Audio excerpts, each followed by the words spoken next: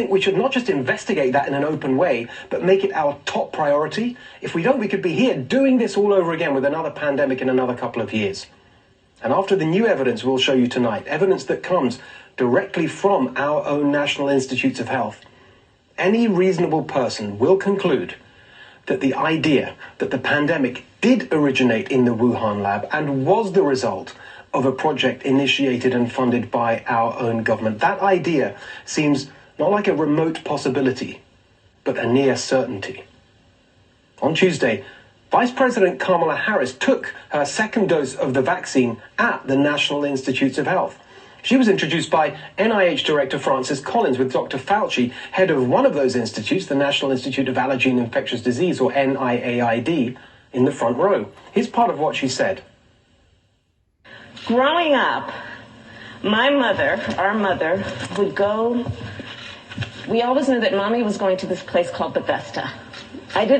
Mommy's going to Bethesda. Now, we're living in California. My mother would go to Bethesda. And of course, what she was doing is she was coming here to NIH. And she was in the biochemical endocrinology study section. She was a peer reviewer. That's what my mother did. She reviewed grants. That's how NIH research grants are made, peer-reviewed. The vice president's mother did it for breast cancer research. But then in one particular area, one particular year, there was a change. In December 2017, a new policy was put into place that required research involving potential pandemic pathogens to go through a secret HHS panel. Soon after, this panel secretly approved 2 viral gain-of-function experiments. After an outcry, officials said they would work to improve transparency. But why the secrecy in the first place? This is research that the man on stage with the vice president, Francis Collins, and the man in the front row, Dr. Fauci, had proudly championed just a few years before. In 2011, in the Washington Post, they described gain-of-function research as a risk worth taking.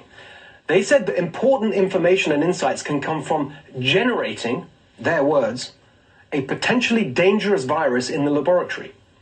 But in 2014, the Obama administration placed a moratorium on this kind of research, citing recent biosafety incidents at federal research facilities. And to be clear, it was not just a ban on new experiments being carried out by government scientists, or even here in America. It was a ban on funding them anywhere. That ban was announced in October 2014 with a request that existing projects be paused. But as we showed you last week, the NIAID carried on funding this research, regardless. $666,000 in May 2014, before the ban. $630,000 in 2015, after the ban. $611,000 in 2016, after the ban. $597,000 in 2017, after the ban. The ban was lifted in December 2017, but 3 payments were made by the Institute, totaling more than $1.8 million while the ban was in place. And as we shall see, those were crucial years. The NIAID grant money was awarded to EcoHealth Alliance, run by this man, Peter Daszak. He established, working with Shizheng Li, head of the Infectious Diseases Unit at the Wuhan Institute of Virology, that the 2002 SARS epidemic started with a bat coronavirus originating in Guangdong province, China. The NIAID wanted to know where the next one might come from and whether there was a chance that it could mutate into a virus that wasn't just zoonotic, animals infecting humans, but could actually be passed from human to human through the air via the respiratory system. That's what the project, contracted to Peter Daszak's EcoHealth Alliance, was designed to find out. And then it was subcontracted to Peter Daszak's SARS collaborator, Shizheng Li, in the Wuhan Institute. She had been busy. In 2012 and 2013, her team made multiple visits to the Tongguan mine near Mojiang in Kunming, Yunnan province, where 6 miners who'd been cleaning up the mine by shoveling bat feces became sick with a SARS-like illness, of which 3 of them died. The Wuhan Institute team found 152 different bat coronaviruses in that mine. They checked to see how many were associated with a new SARS-type illness. The answer? 1. Here it is. BTCOV 4991. At that exact time, our own NIAID was paying the Wuhan Institute to answer this question. Could a bat coronavirus that causes a SARS-like illness become so contagious that it could be transmitted human to human, what the project called emergence and spillover potential? Remember, the miners in that cave were each infected separately. They didn't infect anyone else, not their families, no one in their communities, not the medical staff who looked after them. So the Wuhan Institute knew that this natural bat virus could infect humans at high doses, could cause a SARS-like illness that could be fatal, and was not very transmissible between humans.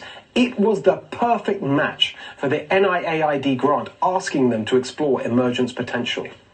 All they needed to do was use the tools of viral gain-of-function research explicitly detailed in the grant. The crucial part is on screen now. Use reverse genetics to see what changes to the naturally occurring virus would make it capable of infecting human cells easily and efficiently in the lab. Is that what they did? Well, as is so often the case, the cover-up can illuminate the truth. Last year, the Wuhan Institute published a paper saying that the pandemic virus was very similar to one they had in their library, RATG13. They said they just found it. But if you run that sequence through GenBank, a kind of genetic database, there's exactly one 100% match, BTCOV4991, the virus they found years before, the one from the mine, the only one out of the 152 that related to a new strain of SARS. Why didn't they reveal that? Why did they change the name? It's the closest known bat virus to the pandemic virus. The variations are almost entirely in two places.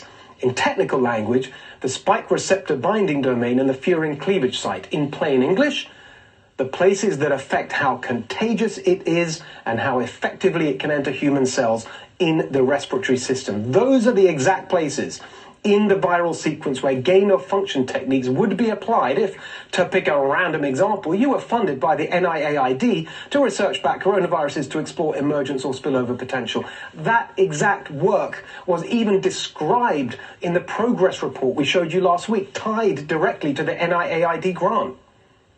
They analyzed bat coronaviruses and sequenced their genetic information.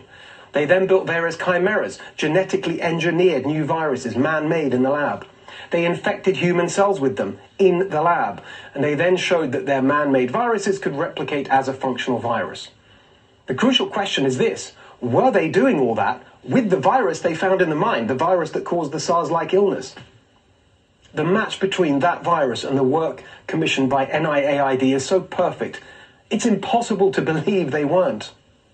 We now know that workers in the Wuhan lab got COVID in the fall of 2019. They were the first identified cases of the outbreak.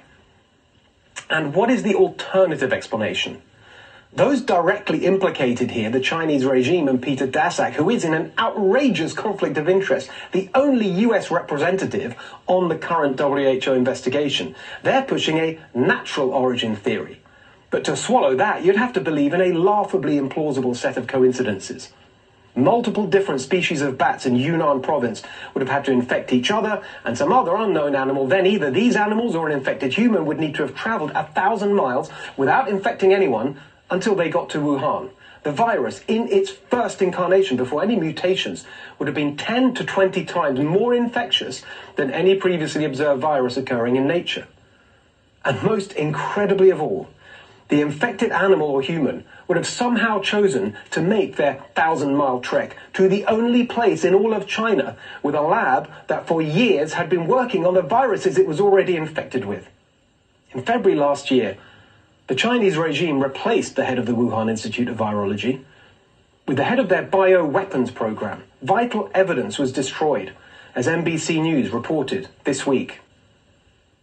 NBC News confirming a Wuhan Institute of Virology database with 20,000 entries, which may have offered important clues about what the Chinese were studying, was taken down last spring. A senior lab official has said it was removed for security reasons. For a year, the Chinese regime has blocked investigations. But they're not the only government engaged in a cover-up. For 2 weeks, we've been reaching out to the NIH and the NIAID to respond to the story we broadcast last week. On Friday, the NIH did finally respond with this statement. We asked them to comment on this project, commissioned in 2014. On screen now, you'll see the project number and the key sentence specifying gain-of-function research. The NIH statement says, the research supported under the grant to EcoHealth Alliance did not involve the enhancement of the pathogenicity or transmissibility of the viruses studied. But here's the project that their statement links to. It's a different project with a different number. They're right to say that this project doesn't include gain-of-function research, but that's not the one we asked about. The one we asked about, as we showed you, does include gain-of-function research. And worse still, look at this. In their statement, the NIH said, for information about the distribution to sub-awardees, please visit usaspending.gov and switch from prime awards to sub-awards in the upper right corner. Well, we did exactly that. And look what we found. 6 payments to the Wuhan Institute of Virology. And look at the project number listed against 5 of those payments. Not the one that the NIH used for their denial, but the one that unquestionably includes gain-of-function research. And the same NIAID project ID listed in the Wuhan Institute's November 2017 progress report, which literally describes the gain-of-function experiments they used to do exactly what the NIH denied they did in their statement, enhance the pathogenicity or transmissibility of the viruses studied. The statement we received from the NIH is totally deceptive. At the top of their statement, they say, this is attributable to NIH generally, not a specific individual. Well, that's not good enough. We're talking about the origins of a pandemic that has killed 2 million people and devastated the world. Did Francis Collins, head of the NIH, approve this statement before it went out? Will he stand behind it now, even after we have demonstrated how deceptive it is? Will Dr. Fauci stand behind it? Here's where we stand tonight. You can blame China for the lab accident, the leak. But lab accidents happen all over the world, including here in America. That's exactly why the Obama administration banned gain-of-function research. Once the leak happened and the virus was circulating in Wuhan, you can certainly blame the Chinese regime for their cover-up and for allowing an outbreak to become a global pandemic. But the origin of this virus, the reason it exists, the reason it's so contagious and infectious, the responsibility for that is increasingly clear. These 2 men who decided to ignore the Obama administration's ban on research, that they said was a risk worth taking. Of course, Dr. Collins or Dr. Fauci didn't create the pandemic on purpose. That is obviously ludicrous. They've dedicated their careers to fighting disease. But there's now very little doubt that one of their weapons of choice in that fight did lead to this pandemic. And actually, that wasn't an unthinkable accident and complete surprise. They were warned it could happen. Not only warned, but explicitly asked by the Obama administration to stop this kind of research, to stop doing it and to stop funding it. But they did it anyway. For that, surely they must be accountable. I mean, who else should we hold accountable?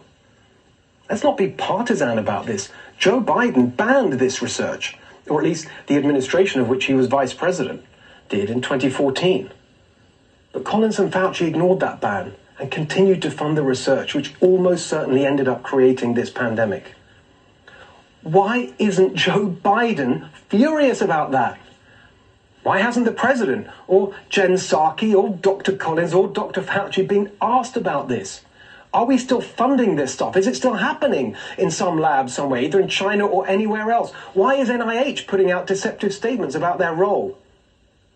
Isn't this pandemic bad enough without us potentially funding and incubating the next one?